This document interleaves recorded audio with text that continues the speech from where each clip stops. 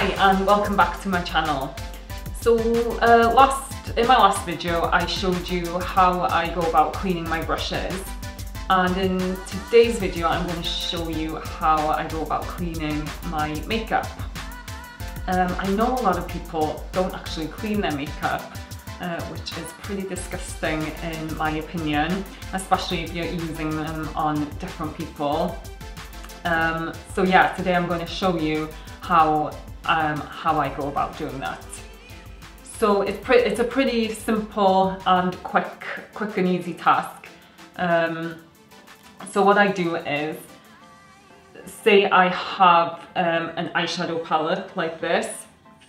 All I would do is take a paper towel or a tissue and a rubbing alcohol. I mentioned that I use a rubbing alcohol in my last video to clean my brushes. So basically it's a product that you can buy on eBay, Amazon, anything like that. And I bought it in a big container like this, and then I pour some of it into a little spray container like this, just because it's easier to use and kind of easier to take with me on the go for jobs. So then I take my kitchen towel and I spray kind of 5 times, and then I take my eyeshadow palette, and then anywhere where I can see that, you know, some of the eyeshadow has fallen onto the palette, I just wipe away. So this way I'm cleaning a palette, getting rid of that excess eyeshadow and making sure that I'm getting rid of any bacteria off the palette. So I do this all over. I don't touch the eyeshadows at this point. I'm just kind of cleaning the actual palette. And then once that's all clean and sanitized, I will then take my rubbing alcohol again, and then I will hold it, what's that, about 15 centimeters maybe away, and then I'll just spray all the eyeshadows, make sure that I've covered everywhere, and then I just pop it to the side, leave it open, leave it to dry.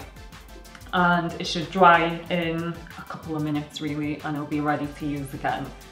I know a lot of people are scared of like trying this and they think it's gonna ruin the product, but in my personal opinion it doesn't ruin it at all. I haven't found any difference in the product after I've sprayed it with the rubbing alcohol.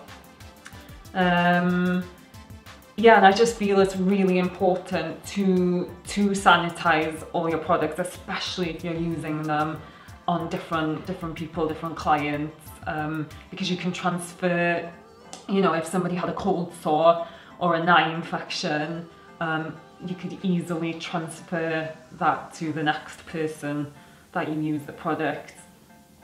Because with, you know, like powders, such as eyeshadows, you know, even though you're cleaning your brushes, you're essentially, you know, taking your eyeshadow, then you're using it on your client, and then you want a bit more eyeshadow, so you're going back into the palette and then back onto their skin. So you could be transferring bacteria from their skin onto the eyeshadow. So it's really important to sanitize your makeup products, especially if you're using them on other people. With products like cream products, one way of not having to spray them with anything is taking some of the product from the container and popping it on the back of your hand, and then you just use the back of your hand as a palette. So you can use a spatula, or I sometimes use the back of a brush, and then I'll just scoop a little bit and put it on the back of my hand. and therefore you're not kind of transferring any bacteria onto those cream products. But with powder products, you can't really do that. You know, you do kind of use your brushes into the product, then onto somebody's skin, back into the product. So it's super important to clean those powder products. Yeah, I think I've covered it all there. Yeah, and I think it's important to share that, because I feel people concentrate a lot on cleaning their brushes, but not necessarily their products. Yeah, so that's how I do it. Let me know your thoughts, and if you clean your products and how you go about doing it.